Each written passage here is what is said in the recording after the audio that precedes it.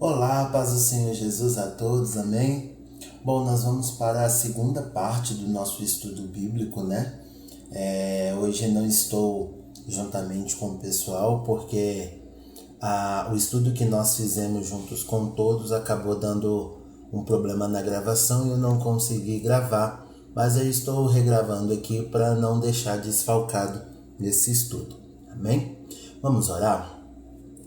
Pai, eu quero agradecer ao Senhor porque até aqui o Senhor tem nos ajudado, até aqui o Senhor tem nos guiado.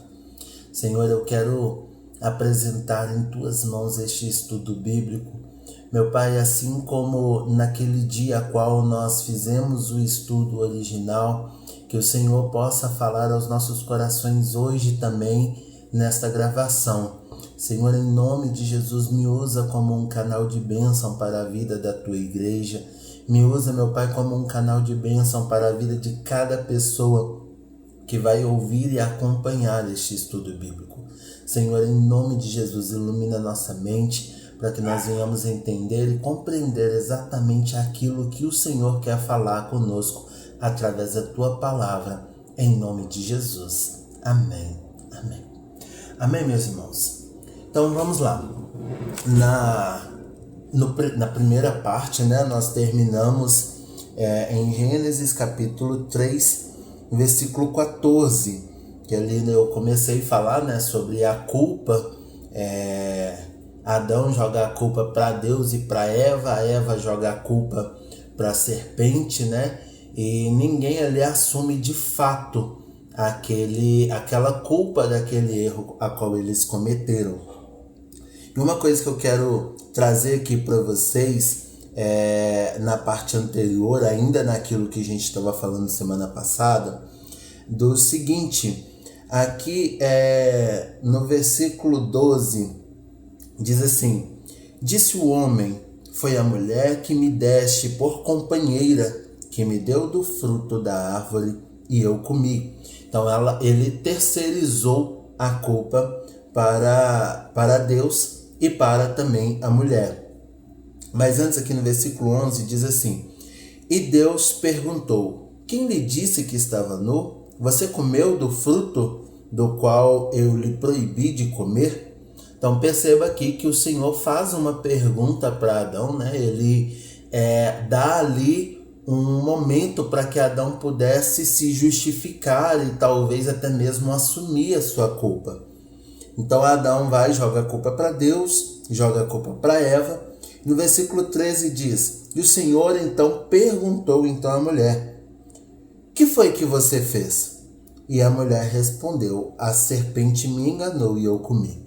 Então perceba aqui que o Senhor ele também dá um lugar de fala para a mulher, ele também dá ali uma opção de assumir a culpa, né? Dá-lhe uma opção de uma justificativa para a mulher. Só que aí no versículo 14 vai dizendo: então o Senhor declarou a serpente. Perceba que ele faz uma pergunta para o homem, faz uma pergunta para a mulher. Já para a serpente ele não pergunta, ele declara: uma vez que você fez isso, maldita é você entre todos os rebanhos domésticos e entre todos os animais selvagens. Então observa que o Senhor ele dá um lugar de fala, ele dá um lugar de justificativa para o homem. Ele permite que a mulher também se justifique, mas ele não permite que a serpente, no caso Satanás, se justifique. Por quê? No dia qual nós gravamos, eu até falei com o pessoal, perguntei para eles quem tinha filho, e algumas pessoas disseram que tinha e tal, e eu perguntei: olha, se há uma briga na escolinha do seu filho, a qual seu filho está envolvido nessa briga, você vai lá e você vai perguntar o que aconteceu para o seu filho, ou você vai perguntar o que aconteceu para outra criança a qual seu filho brigou? E óbvio, né, que todos responderam que iria perguntar para o seu próprio filho, ou seja, ele ia dar lugar de fala, de justificativa para o seu próprio filho. Por quê? Porque esses pais, eles têm uma intimidade, um compromisso com os filhos e não com o filho de outra pessoa. E aqui também é a mesma coisa. O Senhor, ele dá um lugar de fala, ele dá uma justificativa para o homem, ele permite que o homem se justifique, ele permite que a mulher se justifique. Por quê? Porque o Senhor já tinha tanto o homem quanto a mulher como filhos, mas ele não tinha e ele não tem a serpente, no caso Satanás, como filho. Então foi algo que muito importante, a qual o Senhor abriu os meus olhos aqui para que eu pudesse ver que realmente desde lá do início o Senhor, ele já tinha um compromisso de pai, tanto com o homem quanto com a mulher. Amém? Então vamos lá agora para o versículo 15, a qual era o que nós terminamos na semana passada o 14 e hoje nós vamos continuar no 15. Amém? Versículo 15, gente, é um vislumbre do Evangelho. Os teólogos chamam de proto-evangelho. Seria o quê? É o primeiro anúncio do Evangelho, a primeira profecia do Evangelho.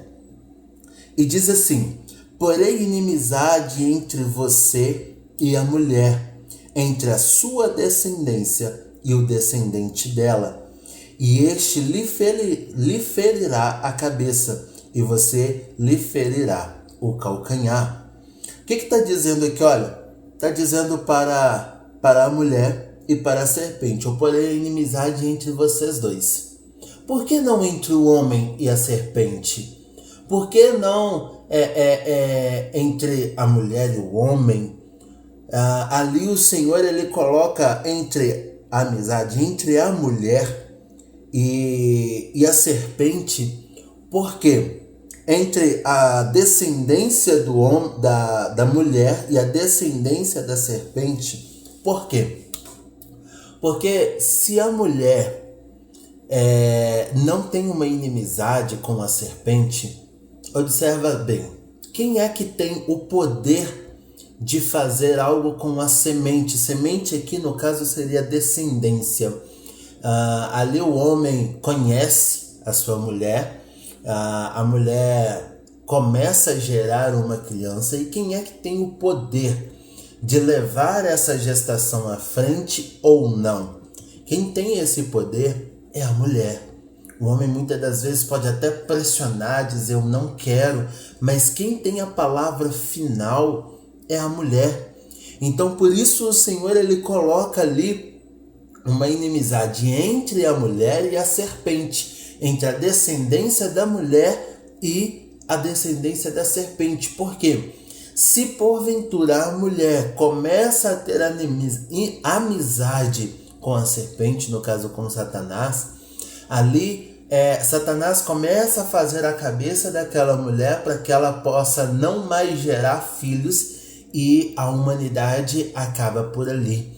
E os planos de redenção do Senhor para o homem acaba sendo afetado, porque não teria mais nenhum homem, nenhuma mulher, não teria mais a humanidade para que pudesse dar continuidade. Então aqui o Senhor, ele começa a pôr inimizade entre a serpente e a mulher, entre a descendência da serpente e a descendência da mulher. E aqui vem a primeira profecia do Evangelho: e este lhe ferirá a cabeça, e você lhe ferirá o calcanhar.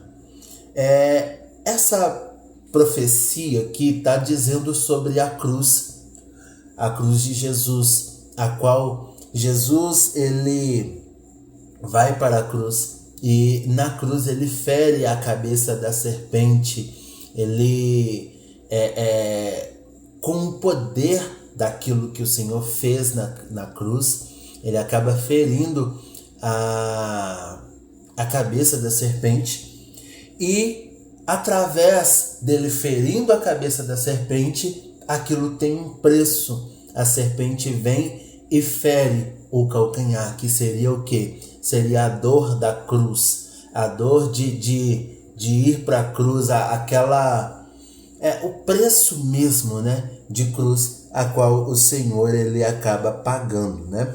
Aí vemos no versículo 16, a mulher ele declarou: multiplicarei grandemente o seu sofrimento na gravidez.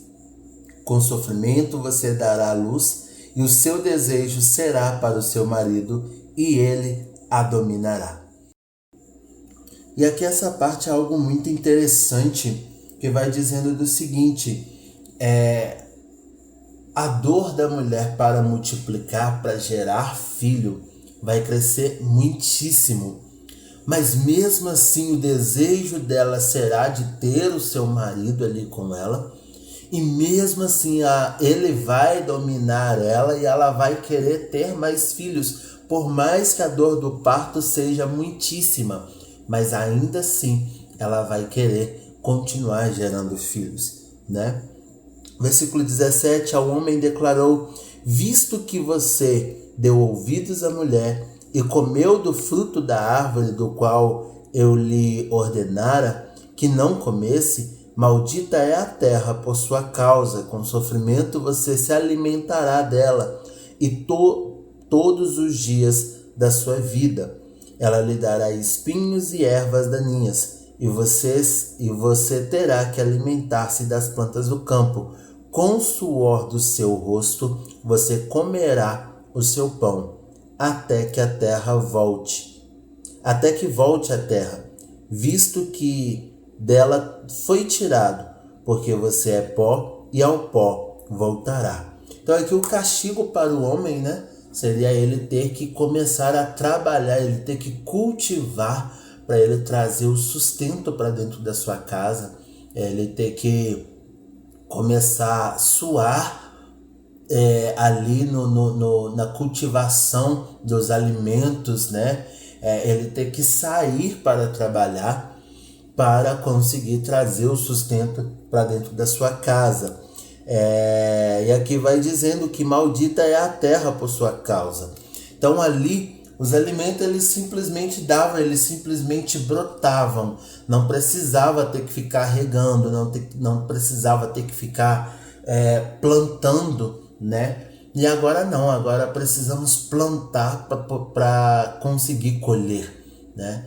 E este seria o castigo do homem, ter que sair todos os dias, ter que suar para conseguir trazer o sustento para dentro da sua casa. Adão deu à mulher o nome de Eva, pois ela seria a mãe de toda a humanidade. E o Senhor Deus fez roupas de pele e com elas vestiu Adão e a sua mulher. Olha uma coisa muito interessante. O homem pecou, o homem errou, o homem ele não assumiu a sua própria culpa, né, daquilo que ele deveria assumir. Mas ainda assim Deus, como um pai, olha o que fala no versículo 21. O Senhor Deus fez roupas de pele e com elas vestiu Adão e a sua mulher. Então o Senhor, digamos que ele foi o primeiro estilista, né, da face da terra. O Senhor, mesmo estando ali triste, mesmo estando ali chateado com o homem, com a mulher, devido a eles terem pecado e não terem assumido a sua própria culpa, mas o Senhor ainda como um pai, ele ali vai lá e começa com as suas próprias mãos costurar roupas de peles de animais para o homem e para a mulher, para que eles não vivessem ali pelado apenas com uma folhinha, né, para se cobrirem. Mas o Senhor ele começa a cuidar do homem e cuidar da mulher. Então, trazendo aqui novamente uma coisa que eu esqueci, sobre o primeiro duelo. O primeiro duelo ali foi no Jardim do Éden, foi entre a serpente e a mulher. E o segundo duelo, no caso, ele seria entre Jesus e a serpente. Por quê? Porque ali a mulher ela estava totalmente em desvantagem. Ali a mulher ela não tinha poderes, a mulher ali ela não tinha o conhecimento total de tudo, né? Então a mulher ela estava ali em desvantagem, por mais que havia uma ordem do Senhor para eles, mas ainda assim a mulher estava em desvantagem. Mas o segundo duelo seria um duelo sem desvantagens, né? Seria entre a serpente, no caso Satanás, Lúcifer, e o próprio Senhor Jesus Cristo, a qual tem todo o poder, tem todo o conhecimento. E exatamente quando acontece o pecado ali no jardim do Éden, o Senhor ele já estabelece como a vontade dele seria restaurada e como tudo iria voltar como era antes do princípio. Amém? E então aqui no finalzinho, né, o Senhor ele precisa tomar algumas medidas cautelares, né? Ele precisa expulsar o homem do jardim do Éden, e quando ele faz isso ele acaba quebrando a aliança que ele tinha com o homem, porque o homem já havia quebrado a aliança com Deus. Então ele acaba expulsando o homem do jardim do Éden, e ele acaba colocando a leste do jardim querubins e uma espada flamejante se movendo para guardar o caminho da árvore da vida, para que o homem não pudesse mais chegar até a árvore da vida, pudesse comer do fruto e agora viver mais para sempre, né? Então o Senhor ele precisa tomar essas medidas cautelares para que o homem não venha encontrar o caminho do jardim do Éden e consequentemente comendo da árvore da vida. Amém? E aqui no capítulo 4 agora nós vamos falar sobre Caim e Abel, que eram dois filhos de Adão e de Eva, né? Capítulo 4, versículo 1 fala: Adão teve relações com Eva, sua mulher, e ela engravidou e deu à luz a Caim. E disse ela: com auxílio do Senhor eu tive um filho homem. Voltou a dar à luz e desta vez a Abel, irmão dele. Abel tornou-se pastor de ovelhas e Caim agricultor. Passando algum tempo, Caim trouxe do fruto da terra uma oferta ao Senhor. E Abel, por sua vez, trouxe as partes gordas das primeiras crias do seu rebanho. O Senhor aceitou com agrado Abel e sua oferta, mas não aceitou Caim a sua oferta. Por isso, Caim se enfureceu e o seu rosto se transtornou. Então, qual que é o motivo, causa, razão ou circunstância a qual Caim matou Abel? Porque ambos levaram do fruto do seu trabalho ofertas para o Senhor. Só que Abel ele acaba levando o melhor que ele tinha, ele acaba separando o melhor para o Senhor. Já o Caim ele não faz da mesma forma. E a gente observa aqui na vida de Caim e de Abel que um assassinato ele não simplesmente vai lá e acontece um assassinato. Observa para você ver, finalzinho do capítulo 5. Por isso Caim se enfureceu e o seu rosto se transtornou. Aqui a Bíblia fala, né, que ele ficou enfurecido, o rosto dele se transformou. Aqui está falando transtornou, mas em outras traduções fala que o rosto dele ficou como um rosto diabólico, com um rosto de mal, maldoso mesmo, né? E o Senhor disse a Caim, olha para você ver o Senhor dando chances e oportunidades novamente para o homem. O Senhor disse a Caim: por que você está furioso? Por que se transtornou o seu rosto? Por que enfureceu o seu rosto? Se você fizer o bem, não será aceito, mas se não fizer, saiba que o pecado ameaça a porta. Ele deseja conquistá-lo, mas você deve dominá-lo. Olha o que o Senhor está dizendo aqui. Caim, por que você está assim tão transtornado? Por que seu coração tá pedindo, tá clamando pela fúria, pela raiva, pelo ódio? Por que você está dessa forma? E ele fala com Caim, olha, se você fizer o bem, por acaso não vai ser aceito? Com toda certeza eu vou aceitar o bem que você fizer. Mas se você não fizer, saiba de uma coisa, o pecado está batendo na porta e cabe você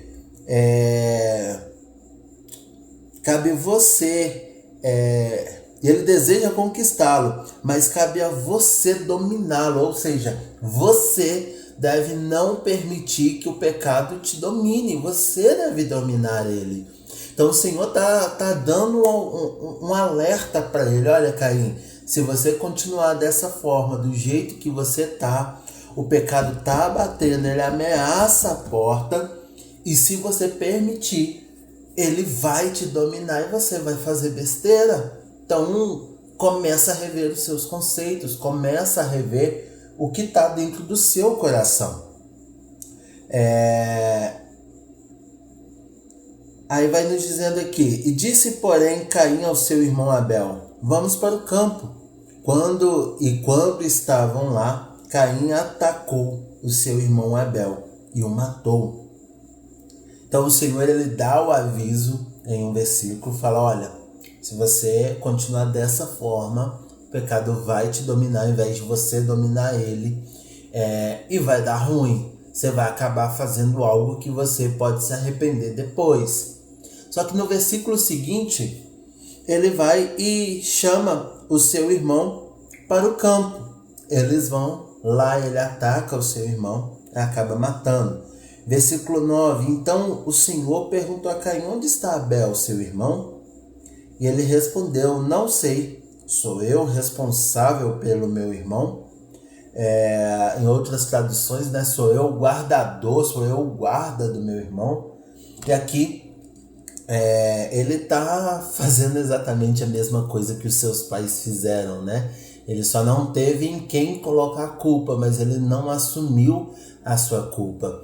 Aqui, na conversa com o Senhor esperava, na conversa antes que ele matasse o seu irmão, o Senhor esperava que ele virasse para o Senhor e falava, Senhor, realmente eu pequei, meu coração está com raiva, não deveria, eu vou fazer o seguinte, eu vou voltar lá, eu vou pegar uma oferta melhor. Não que o Senhor ele está preocupado com a oferta, mas quando a gente se dispõe a entregar uma oferta ao Senhor, ele espera que nós entreguemos o melhor a ele.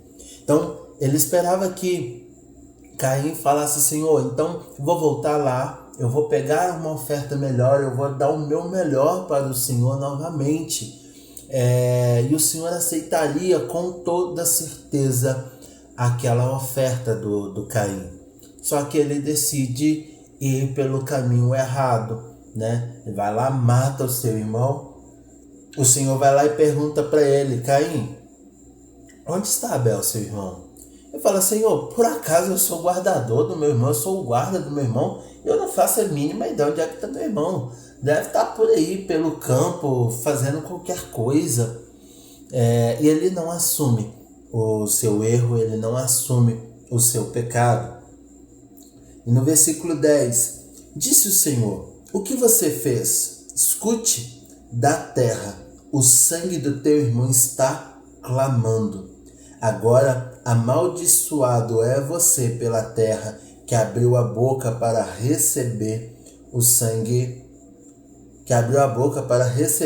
da sua mão o sangue do seu irmão. Queridos, o que eu quero trazer aqui para vocês, nós vamos ver um pouco mais à frente sobre isso, mas é que a gente já precisa já trazer já começar a abrir o leque para isso, né? O que acontece? A Bíblia nos fala lá no livro de Êxodo, lá na parte dos 10 mandamentos, vai nos falando que o Senhor visita a iniquidade do homem até a 3ª e 4ª geração. E geralmente aquilo que os pais pecam, não serão eles Às vezes sim, mas não serão eles que vão pagar por aquele pecado. A Bíblia fala que o Senhor ele visita a iniquidade do homem dos pais nos filhos até a terceira e quarta geração. E existe um pecado chamado derramamento de sangue inocente, que foi o que aconteceu aqui nessa situação. Caim acaba matando Abel. Abel era uma pessoa inocente, ele não tinha feito nada contra o seu irmão, tá? Caim vai lá e mata o seu irmão, e a Bíblia fala que o Senhor diz para ele: olha, da terra o seu irmão está, o sangue do seu irmão está clamando por justiça. Ou seja, olha, você matou o sangue inocente, e esse sangue inocente está clamando, não é o Abel, mas é o sangue inocente dele que está clamando da terra por justiça. E isso é algo muito grave, porque acaba-se que as próximas gerações vão arcar com aquela consequência lá do passado dos seus antepassados. E como é que a gente resolve essa situação? Como é que funciona? Há um derramamento de sangue inocente, que seria qualquer tipo de derramamento de sangue inocente. Um assassinato de uma pessoa que não fez absolutamente nada. Por exemplo, também um aborto.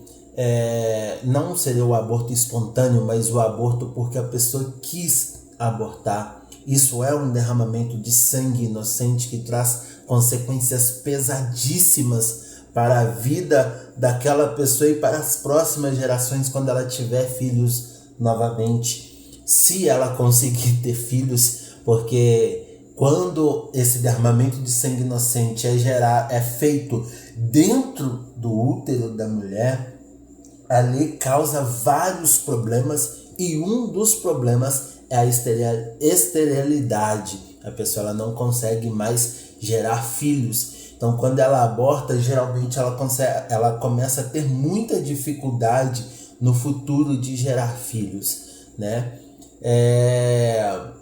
Aqueles chazinhos abortivos que antigamente tinha bastante.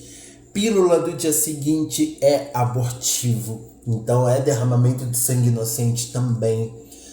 E várias outras coisas. E quais são as consequências do pecado de derramamento de sangue inocente? As consequências são as pessoas começar a ter na sua vida mortes prematuras. Por exemplo, eu posso dar como exemplo na minha família. A minha mãe, ela teve aborto espontâneo de gêmeos, e se eu não estiver enganado, teve mais um depois dos gêmeos. A minha tia, ela teve, irmã da minha mãe, teve aborto espontâneo. O meu tio, a esposa dele, também teve aborto espontâneo, e ele teve uma criança que faleceu com 5 anos de idade. Então, assim, tudo isso é consequência de derramamento de sangue inocente, entende? Uma pessoa que simplesmente falece ali com 20 anos, a Bíblia fala que uma vida em abundância é uma vida que a pessoa ela viveu em muitos e muitos anos e teve uma velhice robusta. É assim que a Bíblia fala, né? Teve uma velhice robusta. Só que se a pessoa ela não consegue chegar ali na velhice robusta, o que seria essa velhice robusta? Seria uma velhice bacana, sem muitas doenças, somente ali com o peso da vida, né? Durante os anos, mas sem muitas doenças, sem muitos problemas psicológicos, emocionais, ter uma velhice saudável, né? E quantas são as pessoas que não conseguem chegar na velhice, né? Então, assim, muitas das vezes, se for pesquisar, tem ali pecado de derramamento de sangue inocente sobre a vida daquela pessoa. Talvez não ela, mas os seus antepassados. Como é que você resolve esse problema? Primeiro, você precisa entender e aceitar que o Senhor ele visita a iniquidade dos pais nos filhos até a terceira e quarta geração. precisa entender toda essa matéria, que aí já é uma matéria à parte, tá? Depois nós podemos fazer alguns vídeos falando um pouco mais sobre esses pecados, sobre pecados geracionais. E você precisa fazer uma oração de remissão. É uma oração a qual você vai pedir perdão pelos pecados dos seus antepassados, a qual está afetando você, né? Você vai rejeitar as consequências desses pecados e tudo aquilo que está acarretando para a sua vida. Então é assim que você consegue resolver esse problema, esse pecado de derramamento de sangue inocente. Então perceba que o sangue de Caim, de Abel, está clamando por justiça. Tipo, poxa, o Abel ele não fez absolutamente nada e teve a sua vida ceifada. E isso pode se perpetuar de geração em geração, irmão. Por quê? Porque uma pessoa, quando ela tira uma vida, vamos colocar aí um aborto, ela não está abortando uma criança, ela está abortando a criança, ela está abortando os netos dela, ela está abortando os bisnetos, os tataranetos, e toda uma geração que poderia vir daquela criança, né? Está abortando todos os planos e os projetos de Deus para a vida daquela criança também. Então não está abortando uma criança, está abortando toda uma geração que poderia ser gerada através daquela criança. Então o sangue inocente daquele homem estava gritando por justiça, e o Senhor acaba amaldiçoando e castigando Caim por conta disso. Vai dizendo, versículo 11: agora amaldiçoado é você pela terra que abriu a boca para receber o sangue para receber da sua mão o sangue do seu irmão. Quando você cultivar da terra, ela não lhe dará mais da sua força. Você será um fugitivo errante pelo mundo. E disse Caim ao Senhor: meu castigo é maior do que eu posso suportar. Hoje me expulsas desta terra, e eu terei que me esconder da tua face. Serei um fugitivo errante pelo mundo, e qualquer que me encontrar me matará. Mas o Senhor lhe respondeu: não será assim. Se alguém matar Caim, sofrerá 7 vezes a vingança. E o Senhor Deus colocou Caim um sinal para que ninguém viesse a encontrá-lo e o matasse. Então Caim afastou-se da presença do Senhor e foi viver na terra de Nod, a leste do Éden. Então, o Senhor ele começa a trazer aqui algumas maldições, e não são maldições leves. Geralmente maldições não são leves, né? Por conta daquele pecado a qual ele acaba de cometer. Ele disse, a terra não vai, você vai tentar plantar, a terra não vai dar sua força para você. Você vai plantar e não vai conseguir colher. Você vai andar fugitivo e errante. Você vai fugir de todos. Você vai continuar errando. E você pode observar, queridos, uma pessoa que carrega uma maldição por derramamento de sangue inocente, ela anda fugitivo e errante. Ela foge de todas as consequências dos seus próprios pecados. Ela foge ela foge de responsabilidades. Ela sai errando, assim, vive uma vida literalmente errada por conta daquela maldição que ela está carregando sobre a vida dela. Então é por conta disso. Então é por isso que nós precisamos entender as Escrituras. Nós precisamos não ler, mas estudar as Escrituras, para que a gente possa lutar com as armadilhas, com com as armadilhas, não, Jesus. Lutar com as armas corretas. Amém? Aqui a partir do versículo 17 vai nos falando sobre a descendência de Caim, né? Caim teve relações com sua mulher e ela engravidou e deu à luz a Enoque.